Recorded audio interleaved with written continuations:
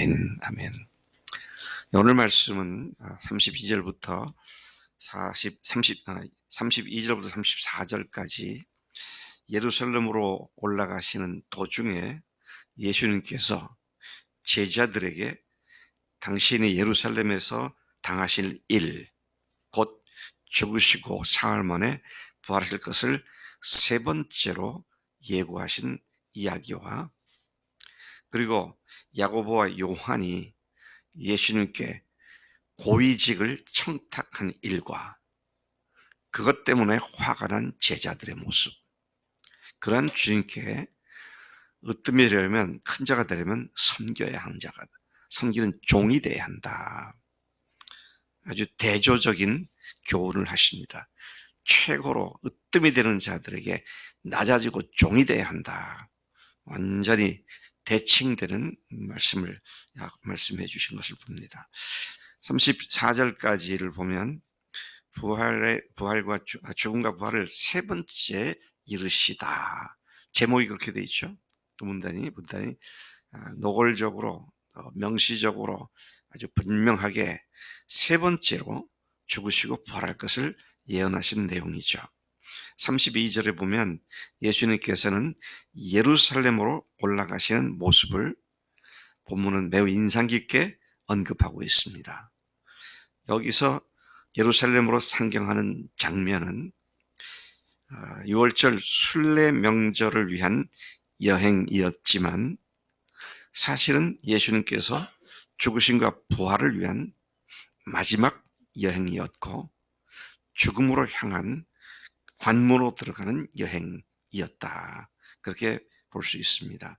이러한 주님의 모습에 제자들이 놀라고 또 그들과 함께 따르는 일행들이 두려워했다.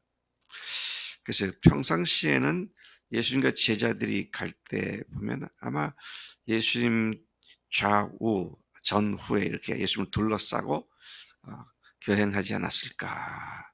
근데 여기는 굳이 마가가 기록하기를 예수님이 앞장서서 앞으로 쫙 나가시고 제자들이 뒤를 따르는 그런 여행하는 모습, 대열 자체를 소상하게 기록하고 있는 걸 봅니다.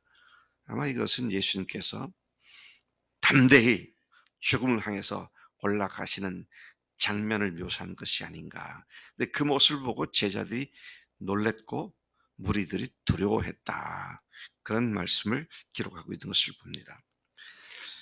예루살렘으로 마지막으로 올라가는 비장한 시간에 예수님께서는 뒤쳐져 있는 제자들을 다시 곁에 불러 세우시고는 불과 며칠 후에 자신에게 닥칠 일을 아주 소상히 육하 원칙에 의해서 예고해 주셨습니다. 저는 이 말씀을 보면서 참 주님께서 이걸 가면 무슨 일이 어떻게 일어날 걸 많이 알면서 그곳을 향해서 계속 달려가는 그 모습이 참 너무도 뭐랄까요, 가슴이 먹먹할 정도로, 앞으로 어떤 일이 발생할 걸 알면서 피하려고 하는 것이라 그곳을 향해서 계속 달려가시는 주님의 결연한 모습, 이것이 나에게도 정말 필요하구나. 정말 때로는 굉장한 불이익이 온다 할지라도, 그것 때문에 내가 굉장히 어려움을 당한다 할지라도 결연하게 나가는, 이게 그리스도인의 삶의 모습이다 하는 생각을 하게 됩니다. 주님께서 33절에 말씀하십니다. 자, 봐라. 지금 우리는 예루살렘으로 올라가고 있다.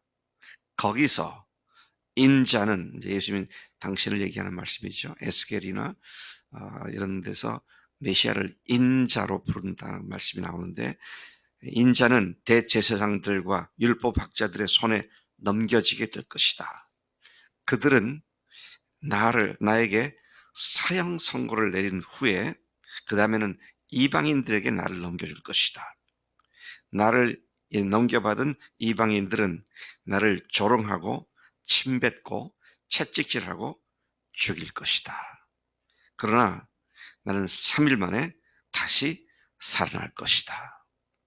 예수님께서는 언제 어디서 누구에게 넘겨지고 무슨 선고를 받고 또 누구에게 어떤 수모를 당하고 궁극적으로는 어떻게 죽을 것이고 그리고 사흘 만에 부활할 것을 아주 소상하고 명료하게 예고를 하셨습니다.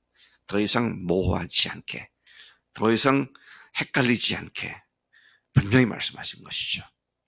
여러분, 우리가 며칠 전에 예수님의 여행이 어떻게 시작된지를 보았습니다.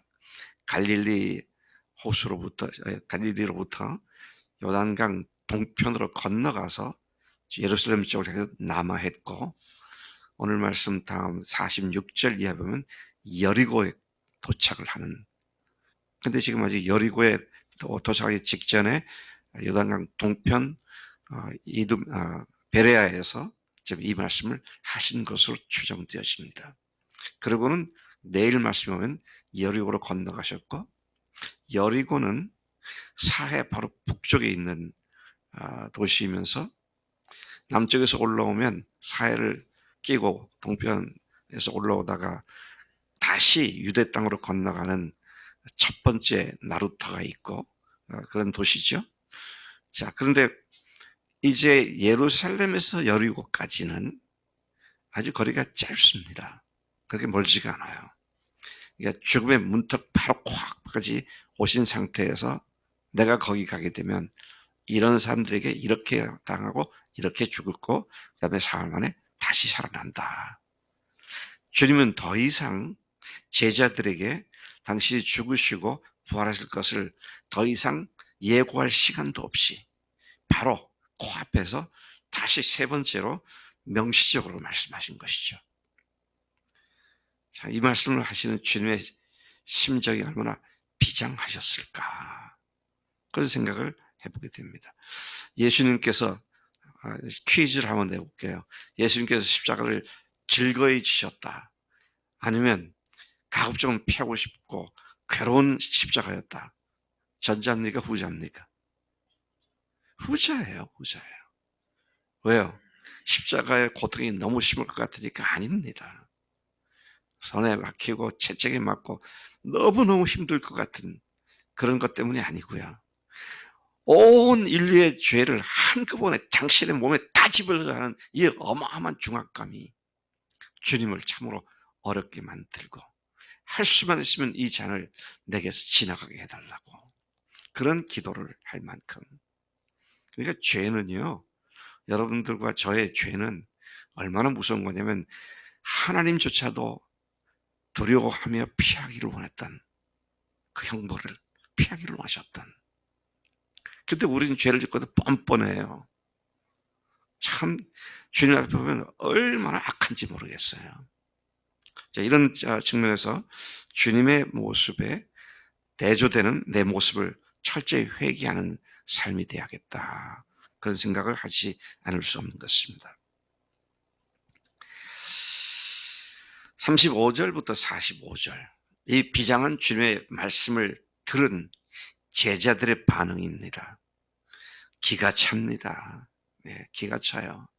주님은 지금 죽고 사는 문제를 말씀하셨는데 제자들은 엉뚱하게 주님의 왕국이 선포되면 거기서 자기들의 출세와 영달을 여전히 초점 맞추고 그거를 구하고 있는, 참 뭐라 그래야 되나, 이게 예수님과 동떨어져도 뭐 이렇게 천리말리 떨어질 수가 없어요. 예. 주님은 죽으시고 부활하실 것을 아주 명시적으로 제시하셨는데 제자들은 지금 이 마지막 여행이라고 그랬잖아요. 그리고 거기서 마지막 여행 끝에 거기서 죽으시는 겁니다. 무슨 말씀입니까? 제자들이 3년간 예수를 쫓아다니는 끝자락입니다. 그런데 주님께서 오신 이유가 죽으시고 부활하시기 위해서 거기에 초점 맞춰서 달려와셨건만 제자들은 전혀 그 말씀을 이해하려지도 않고 오히려 두려워하고 예수님을 비난하기도 하고 뭐 그런 반응을 보이고 있는 것이죠. 너무 충격적인 그들의 반응을 여기서 보게 됩니다. 주님은 지금 죽고 사는 문제를 예고하셨는데 제자들은 그분의 죽으심과 부활에 대해서는 전혀 이해하지도 관심도 갖지 않고 오로지 자신의 출세와 명예욕에만 사로잡혀 있는 제자들인 것을 봅니다. 그들을 대표해서 야고보와 요한 두 사람들이 그랬지만 뒤에 보니까 그들의 그런 모습에 제자들이 다 화가 나가지고 막 두 사람을 갖다 공격을 하는 걸 보죠. 무슨 말이냐? 열둘 다 똑같았다는 얘기입니다. 그중에 누구라도 좀 깨어 있었으면, 베드로라도 좀 영적으로 좀 알았으면, 야, 야고보, 요한, 너 지금 저렇게 뭘 구하는 거야? 정신이 없어. 주님께서 지금 죽으신다는데. 그랬을 거예요. 근데 오히려 화를 냅니다. 왜? 지들이 좌의정 우의정 하겠다 그러니 말이죠. 그러니까 열둘이 똑같아요. 단지 야고보와 요한이 성질이 급한 사람들이잖아요. 그 주님께서 성질 급한 놈들이구나 그래가지고 우리의 아들이다 별명을 지어주기도 했던 그 두 제자들이 주님께 그렇게 요청을 한 것을 보게 되는 것이죠. 주님은 불과 며칠 후면은 죽고 사신다는데 제자들은 전혀 이해하지도 또 관심도 갖고 있지 않았음을 보게 됩니다. 너희는 너희가 뭘 구하는지 모르는구나. 네가 지금 뭘 구하는지 모르고 하는 소리구나. 내가 마시는 잔을 너희가 마실 수 있겠느냐. 내가 받는 침례를 너희가 동참할 수 있겠느냐. 네, 대답을 합니다. 예, 그럴 수 있습니다. 근데 그 잔이 뭔지, 그 침례가 뭔지를 전혀 감도 잡지 못하고 그들은 할 수 있다고 그렇게 얘기를 하죠. 틀린 말은 아닙니다. 왜? 훗날 그 잔을 마셔서 그들도 죽고, 그렇죠? 그 순교의 잔을 마시게 되니까, 그리고 부활의 소망 가운데 살아가게 되니까 주님은 그걸 보시고, 그래, 너희들이 마시겠지만 한 가지 분명히 알아라. 그 나라에 좋은 자리를 주고 안 주고는 내가 할 일이 아니다. 그건 줄 만한 사람에게 주실 것이고 하시면서 그들의 초점을 주님의 사역에 다시 이끌어 들이시는 모습을 보게 되는 것입니다. 주님은 계속 저희들에게 말씀하십니다. 너희들은 지금 높은 자리에 좋은 자리를 찾으려고 그러지만 이방인들의 집권자들, 이방인들의 리더들은 자기들 마음대로 사람들을 주관하고 또 그 고관들이 그들에게 권세 부린 줄을 너희가 알지 않느냐. 너희도 내 나라가 임할 때 그런 태도를 갖겠느냐. 아니다. 주님께서는 너희는 그렇게 큰 자가 되고 으뜸이 되고자 하도록 부른 것이 아니다. 아니, 너희는 모든 사람의 종이 되어 섬기는 자가 되도록 부르심을 받은 자다. 너희들의 정체성을 똑바로 알아라. 너희들은 조금 우리가 좀 실감나게 하기 위해서 너희들은 내가 종놈들로 부른 자들이다. 그런 말씀이에요. 종이 존귀함을 받습니까? 주님께서도 비유로 말씀하실 때 종이 하루 종일 밖에 나가서 일을 하고 저녁엔 들어와서 부지런히 또 주인의 식탁을 준비하고 그렇지 않느냐. 종은 그 본분이 섬기는 위치에 있죠. 그래서 제가 우리 신학생들 이렇게 보면 수십 년간 보면 신학교 오면 마치 뭐랄까 장교가 되는 기분으로 교인들은 쫄병 정도로 취급하는 그런 멘탈리티가 굉장히 강하더라고요. 근데 주님은 뭐라고 했어요? 너희들이 쫄병이다. 그 말씀하신 거잖아요. 너희들이 섬기는 종이다. 그래서 심지어 주님께서 우리가 잘 암송하고 있는 구절 45절에 이렇게 말씀하셨습니다. 인자가 온 것은 섬김을 받으려 함이 아니라 도리어 섬기려 하고 자기 목숨을 많은 사람들의 대속물로 주기 위해서다. 종으로 오신 주님은 나는 영광을 받기 위해서 온 것이 아니라 너희들을 위해서, 인간들을 위해서 대신 죽어주기 위해서 왔다. 그렇게 말씀하시죠. 참 이런 의미에서 교회에서 뭐 직분을 맡는 것도 마찬가지입니다. 무슨 위원장, 목자장, 목자, 교사, 뭐 부장교사, 뭐 찬양대 리더, 뭐 인도자, 반주자, 섬기는 직책이지 주장하고 사람들을 부리는 그런 위치가 아니다. 그래서 여러분, 한 걸음 더 나아가서 제가 며칠 전에도 언급했습니다만 사도 바울이 우리가 전하는 것은 뭐라고 했습니까? 우리가 그리스도를 위하여 너희의 종된 것을 전파한다 그랬어요. 아예 자기가 너희들 섬기는 종이다 그랬습니다. 그런 멘탈리티를 가지고 주님께서는 사역을 평생 하셨구나. 배인의 종, 그다음에 거기다가 여자니까 종 뭐라 그래야 돼?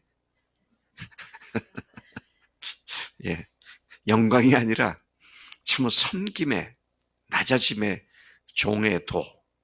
그래서 예수님의 그 리더십을 이끌어서 servant leadership이라고 그러죠.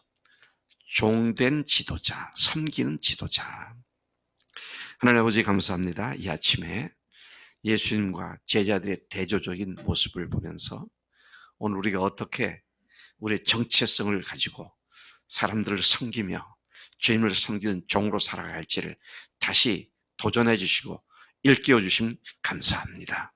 하나님, 우리에게 어떤 사람을 섬기도록 맡겨주시든지 그 사람이 얼마나 힘들고 까다롭고 변덕스럽고 불평만 하고 불만은 하는 그런 삶인지 우리가 알지 못하지만 주님, 그럼에도 불구하고 여전히 그들의 종으로서 삶을 살 수 있도록 우리에게 겸손한 우리 정체성을 분명히 각인하고 매일 매 순간 종으로 사는 우리가 되도록 인도해 주시는 줄로 믿습니다. 성령님께 철저히 순종하는 우리의 삶이 되도록 역사해 주실 줄로 믿습니다. 감사하고 예수님의 이름으로 기도로 삼나이다. 아멘.